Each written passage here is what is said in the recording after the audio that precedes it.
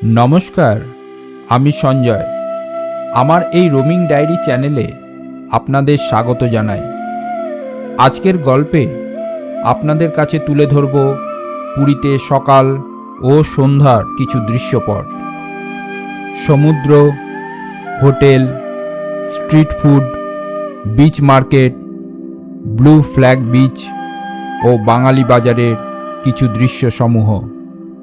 আমাদের যাত্রা শুরু হয়েছিল ট্রেনে করে আসানসোল থেকে ডিসেম্বর মাসের 20 তারিখে বিকেল 3:20 জয়নগর পুরী উইকলি এক্সপ্রেসে পাড়ি দিচ্ছি মহাপ্রভুর দেশ সমুদ্র সৈকতের শহর পুরীতে। আসানসোল থেকে পুরী যাবার 5 জোড়া ট্রেন আছে, যার লিস্ট আমি দিয়ে রাখলাম স্ক্রিনে। 2025 সালের এই শেষ বেলায় আসানসোল থেকে ট্রেনের সেই চেনা ছন্দ আর বাইরের বদলে যাওয়া ল্যান্ডস্কেপ দেখতে দেখতে আমাদের যাত্রা শুরু। গন্তব্য পুরী, যেখানে আকাশ মেশে সাগরে। রাত পেরিয়ে পরের দিন অর্থাৎ 21শে ডিসেম্বর ভোরবেলায় আমরা পৌঁছালাম পুরী স্টেশনে।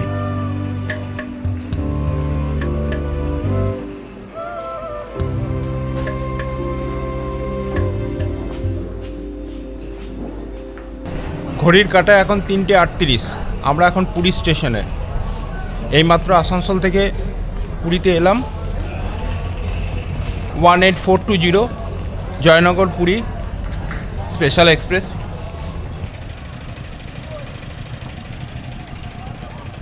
গাড়িতে লাগেজ লোড হচ্ছে। আগের থেকে কোনো হোটেল বুক করা ছিল না আমাদের, তাই হোটেল খুঁজতে একটু সময় লেগে যায়। কিছুটা খোঁজাখুঁজির পর শেষ পর্যন্ত স্বর্গদ্বারের কাছে সমুদ্রের কাছেই সি ফেসিং হোটেল পেয়ে যাই আমরা। হোটেলের জানলা থেকেই আপনাদের সামনে তুলে ধরলাম সকালবেলায় পুরীর সমুদ্রের সেই দৃশ্য। তারপর একটু ফ্রেশ হয়ে বেরিয়ে পড়ি সি বিচের উদ্দেশ্যে সকালে চায়ের সন্ধানে। হোটেলের সামনেই সমুদ্র,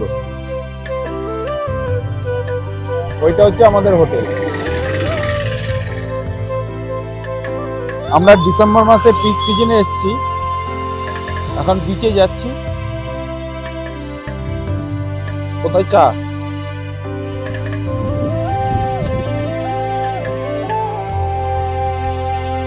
চা কোথায় পাওয়া যাচ্ছে? ওইখানে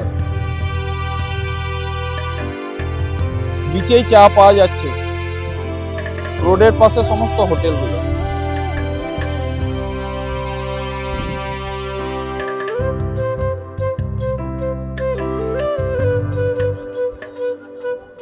চা কত করে গো? 10 টাকা। দেখুন রান্নার স্টাইলটা দেখুন। সমুদ্রের হাওয়া আসে বলে ম্যাগি করছে এইখান দিয়ে।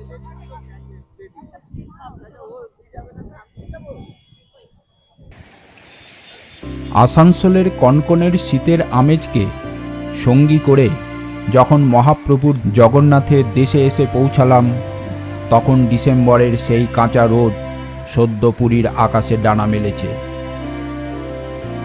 সমুদ্রের বিশাল আয়নায় প্রতিফলিত হওয়া সেই রোদ যেন এক অলৌকিক ক্যানভাস তৈরি করেছে মহাপ্রভুর চরণে।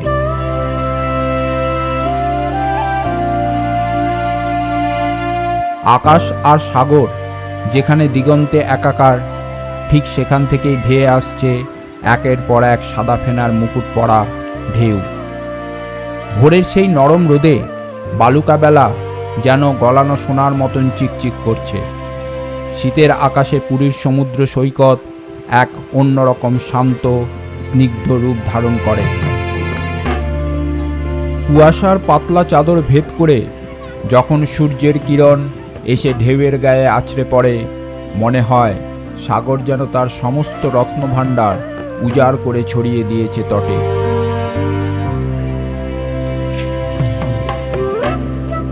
উঁচু থেকে যখন বালুকাবেলার দিকে তাকালাম, দেখলাম রোদের ঝিলিক আর লোনা জলের আলপনা।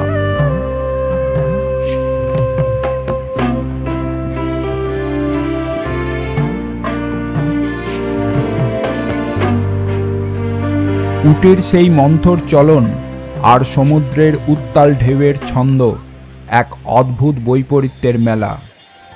ওদিকে একটি শুভ্র ঘোড়া তার সহিসের সাথে বালুচরের ওপর দিয়ে মন্থর গতিতে এগিয়ে চলেছে। খুরের প্রতিটি আঘাতে ভিজে বালির বুকে খোদাই হচ্ছে এক ক্ষণস্থায়ী ইতিহাস। ডিসেম্বরের এই মিঠে রোদ ঘোড়াটির পিঠে পড়ে এক সোনালি আভা তৈরি করেছে, যেন কোনো এক রূপকথার পাতা থেকে উঠে আসা এক রাজকীয় পথিক। পুরীর সকাল মানেই এক নতুন শুরুর গান, আর সেই গানে সুর মেলায় অন্তহীন সমুদ্রের এই ঢেউগুলি।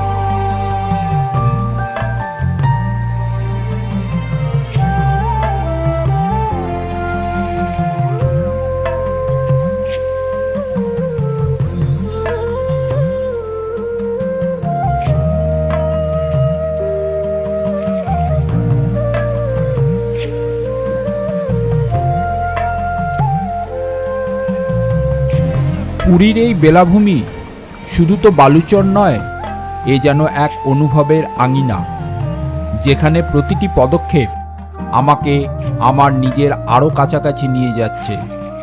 এই মন্থর হাঁটা, এই অন্তহীন জলরাশি আর ওপারের ওই উদার আকাশ, সবই যেন বলছে জীবন মানে শুধু গন্তব্যে পৌঁছানো নয়, জীবন মানে এই পথ চলার প্রতিটি মুহূর্তকে নিবিড়ভাবে অনুভব করা।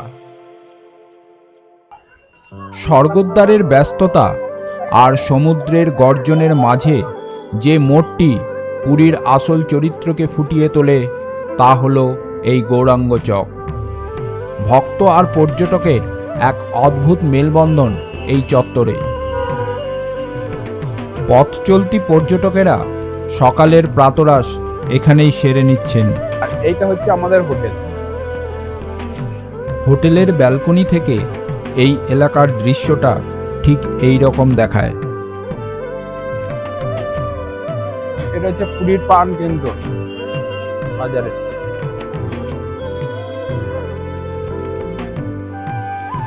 এই রাস্তার উপরেই দেখতে পাবেন পুরীতে ভারত সেবাশ্রম সংঘের আশ্রম।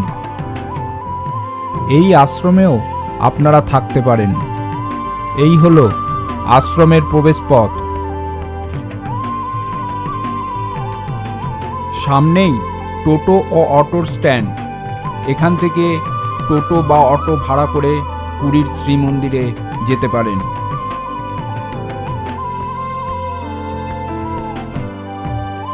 এই হচ্ছে বিখ্যাত কাকাতুয়া মিষ্টান্ন ভান্ডার।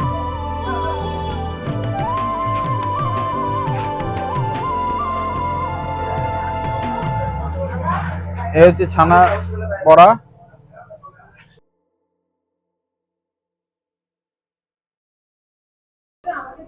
আমি ছানা বড়া নিলাম 100 গ্রাম।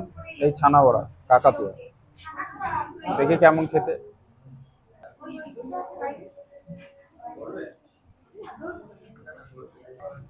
দারুণ খেতে।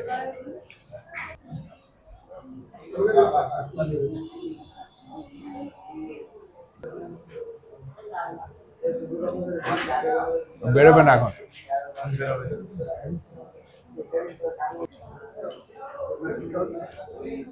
দেখছে।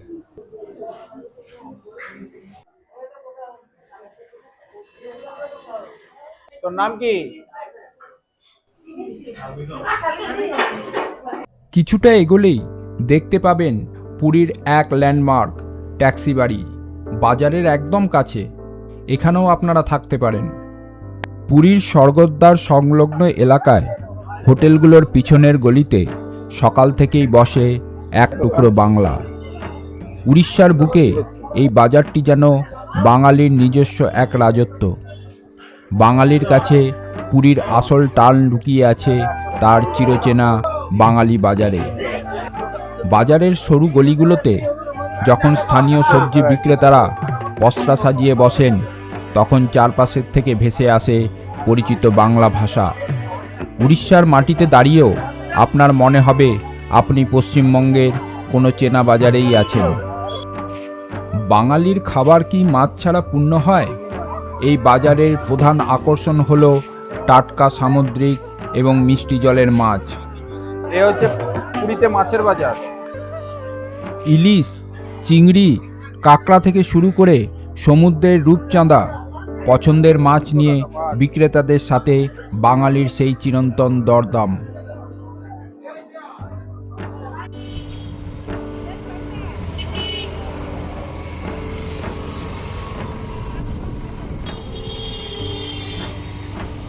আমরা এখন দাঁড়িয়ে আছি বিপত্তারিণী চণ্ডীবাড়ির সামনে। সমুদ্রের ঠিক পাশেই অবস্থিত এই মন্দিরটি দেবী শক্তির এক জাগ্রত রূপ। আপনারা যদি পুরী এসে একটু অন্যরকম আধ্যাত্মিক অভিজ্ঞতা চান তবে এখানে আসতে একদম ভুলবেন না। আমি এখন যাচ্ছি বিপত্তারিণী চণ্ডীবাড়ি পুরী। পুরীর স্বর্গদ্বার থেকে কিছুটা এগোলেই নিউ মেরিন ড্রাইভ রোডের কাছে অবস্থিত এই পবিত্র বিপত্তারিণী চণ্ডীবাড়ি। সমুদ্রের গর্জন আর মন্দিরের শান্ত পরিবেশের এক অপূর্ব মেলবন্ধন এখানে দেখা যায়। এই মন্দিরে দেবী বিপত্তারিণী অধিষ্ঠিত। লোকবিশ্বাস অনুযায়ী ভক্তরা যে কোনো বিপদ থেকে রক্ষা পেতে মায়ের আশীর্বাদ নিতে এখানে আসেন। মন্দিরের স্থাপত্য বেশ ছিমছাম এবং শান্ত। মন্দিরের ভেতরে প্রবেশ করলেই এক অদ্ভুত প্রশান্তি অনুভব করা যায়। পুরীর রাস্তার ভিড় থেকে দূরে নিউ মেরিন ড্রাইভ রোডের সেই ছিমছাম ফুটপাত, একদিকে সমুদ্রের গর্জন আর অন্যদিকে দেবী শক্তির মন্দির। ঠিক এমন এক পটভূমিতে নজরকাড়া সাদা কালো শাড়িতে সজ্জিত হয়ে হাঁটছে বৈশাখী, আর সঙ্গ দিয়েছে চন্দ্রা। পুরী মানেই শুধু ভিড় নয়, পুরী মানে একান্তে খুঁজে পাওয়া কিছু মুহূর্ত। আজ আমার ক্যামেরার ফ্রেমে ধরা দিল ওদের দুজনের এই সপ্রতিভ হাঁটা। পুরী মানেই কি শুধু জনজোয়ার? না, পুরীর বুকেও লুকিয়ে আছে এক টুকরো নীল নির্জনতা।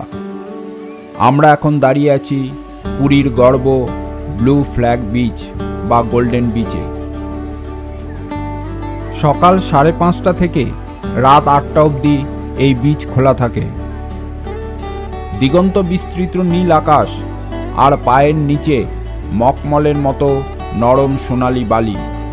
এই সৈকতের পরিচ্ছন্নতা আর শান্ত পরিবেশ আপনাকে এক মুহূর্তের জন্য ভুলিয়ে দেবে যে আপনি উড়িষ্যার অন্যতম ব্যস্ত পর্যটন কেন্দ্রে আছেন। আন্তর্জাতিক মানের এই সৈকতটিতে চোখে পড়বে না কোনো আবর্জনা। প্লাস্টিক মুক্ত এই সৈকতটি পর্যটকদের জন্য এক প্রশান্তির জায়গা। পর্যটকদের জন্য এখানে রয়েছে আধুনিক শৌচাগার, কাপড় পরিবর্তনের ঘর, বিশুদ্ধ পানীয় জল এবং সারাক্ষণ পাহারায় থাকা লাইফগার্ড। সৈকতের ধারে সুন্দর বসার জায়গা, জগিং ট্র্যাক এবং ছোটদের খেলার পার্ক এটিকে একটি আদর্শ ফ্যামিলি ডেস্টিনেশন করে তুলেছে। পুরীর মূল সমুদ্র সৈকতের মতো এখানে হকারদের ভিড় বা কোলাহল নেই। যারা একান্তে থাকতে চান তাদের জন্য এটি সেরা জায়গা। দিনের আলো ফুরিয়ে যখন নীল জলরাশির ওপর অন্ধকারের চাদর নেমে আসে, তখন পুরীর সমুদ্র সৈকত এক অন্যরকম গম্ভীর এবং মায়াবী রূপ ধারণ করে। এখানে চলছে পুরী মহোৎসব 2025।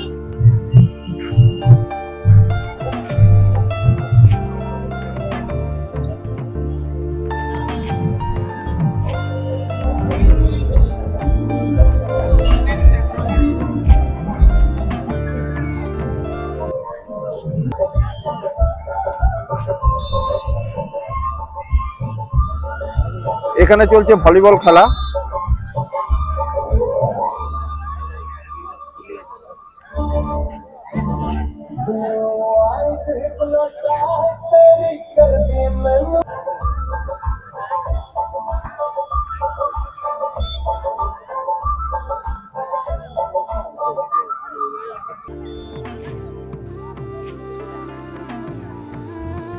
সমুদ্রের নীল জলরাশি যখন অন্ধকারের কোলে হারিয়ে যায়, পুরীর আসল রূপ তখন ফুটে ওঠে সৈকতের ধারের এই হট্টগোলপূর্ণ এলাকায়। একদিকে ঢেউয়ের অবিরাম গর্জন, আর অন্যদিকে হাজারো মানুষের কোলাহল। এই দুয়ের মেলবন্ধনেই তৈরি হয় পুরীর সেই চেনা আমেজ। আজ 21শে ডিসেম্বর 2025 রবিবার। আমি এখন আছি পুরীতে। পুরীর বিচের পাশ দিয়ে আমি হেঁটে চলছি।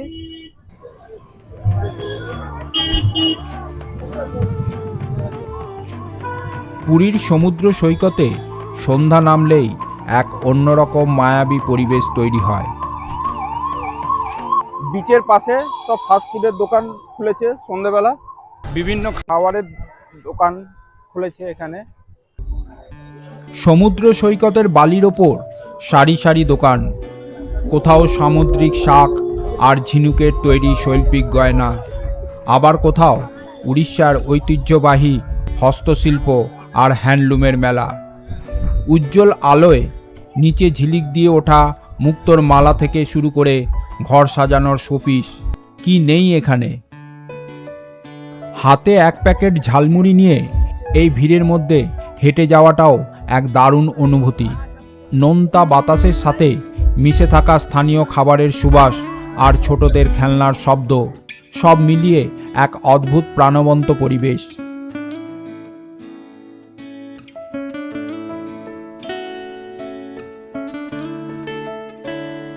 পুরীর সন্ধ্যা মানেই তো এই ব্যস্ততা আর স্মৃতির ঝুলি পূর্ণ করার এক রঙিন উৎসব।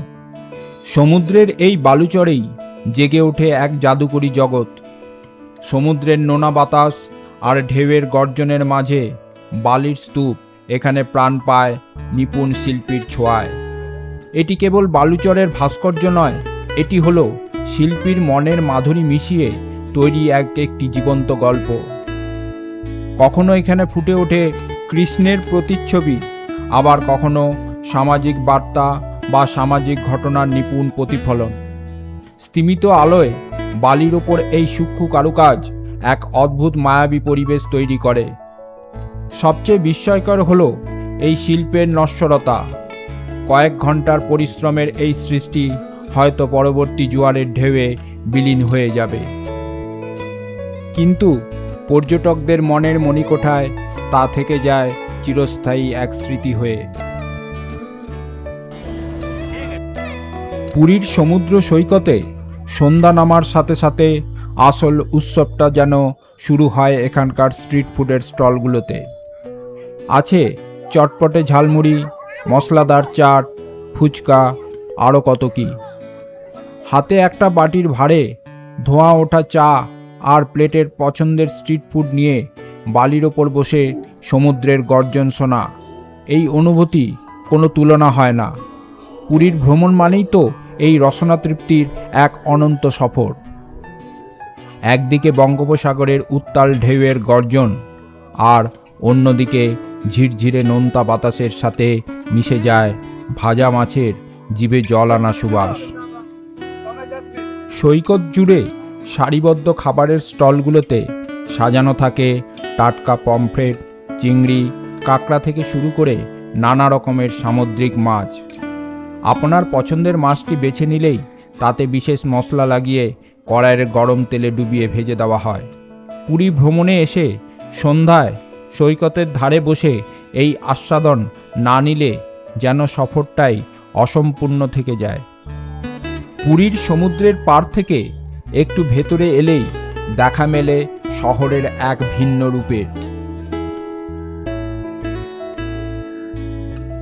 তীর্থযাত্রী থেকে শুরু করে দেশি বিদেশি পর্যটক সবাইকে এক ফ্রেমে দেখতে পাওয়া যায় এই গৌরাঙ্গ চকে। ক্যামেরার লেন্সে পুরীর বৈচিত্র্যময় জনজীবন ধরার জন্য এটি সেরা জায়গা।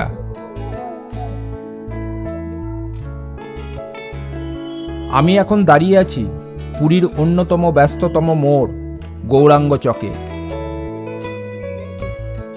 চারিদিকে মানুষের কোলাহল, ঝকঝকে বিপণী বিতান আর বাতাসে ভেসে আসা স্থানীয় খাবারের সুবাস। একদিকে সমুদ্রের লোনা হাওয়া আর অন্যদিকে শহরের এই উৎসবমুখর পরিবেশ। পুরীর সন্ধ্যা যেন এই গৌরাঙ্গ চকেই পূর্ণতা পায়। হস্তশিল্পের সম্ভার থেকে শুরু করে ঘর সাজানোর শৌখিন জিনিস, সবই এখানে পাওয়া যায়। ওডিসি তাঁতের শাড়ি বা শঙ্খের গয়না কেনার জন্য পর্যটকদের প্রথম পছন্দ এই এলাকা। বাজার একেবারে জমজমাট। সন্ধ্যা নামার সাথে সাথেই চারপাশের দোকানপাট ঝলমল করে ওঠে। পর্যটকদের ভিড় আর গাড়ির আনাগোনা মিলিয়ে এক দারুণ সিনেমাটিক পরিবেশ তৈরি হয়।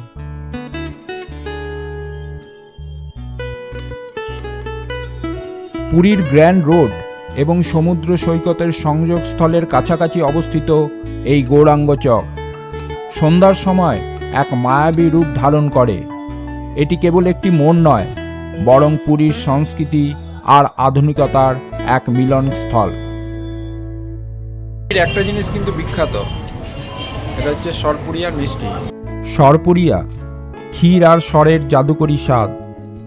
যদিও সরপুরিয়ার আদি জন্মস্থান পশ্চিমবঙ্গের কৃষ্ণনগর, কিন্তু পুরীর বাজারে বা প্রসিদ্ধ মিষ্টির বিপণীগুলোতে এর জনপ্রিয়তা তুঙ্গে। এছাড়াও আছে রসগোল্লা, পান্তুয়া, মালপোয়া, দই প্রভৃতি। পুরীর রসগোল্লা কলকাতার সাদা রসগোল্লার চেয়ে কিছুটা আলাদা। এটি সাধারণত হালকা বাদামি বা ঘিয়ে রঙের হয় এবং মুখে দিলেই যেন মিলিয়ে যায়। ছানার কোমলতা আর চিনির রসের হালকা মিষ্টির ভারসাম্য একে অনন্য করে তোলে। কিন্তু এখানে খাজার কথা না বললে অন্যায় হবে। এটি কেবল একটি মিষ্টি নয়, এটি পুরীর ঐতিহ্যের অবিচ্ছেদ্য অংশ। ময়দার পরত বা লেয়ার দিয়ে তৈরি এই মিষ্টিটি ঘিয়ে ভেজে চিনির রসে ডুবিয়ে রাখা হয়। এর বিশেষত্ব হলো এর মচমচে ভাব এবং ভেতরের স্তরে জমে থাকা রস।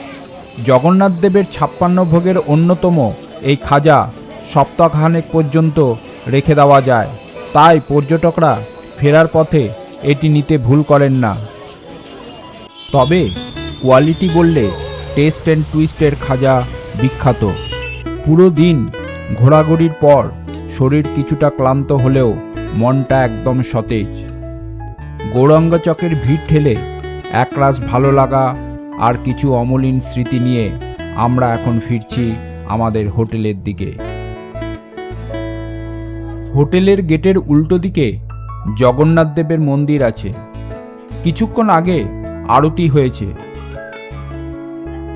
জগন্নাথ দেবকে প্রণাম নিবেদন করে আজকের উপস্থাপন এখানেই শেষ করছি। ভিডিওটি ভালো লাগলে লাইক, শেয়ার ও বেল আইকনটি প্রেস করে রাখবেন পরবর্তী ভিডিওর নোটিফিকেশনের জন্য। আর চ্যানেলটি সাবস্ক্রাইব না করে থাকলে সাবস্ক্রাইব করার অনুরোধ রইল। নমস্কার।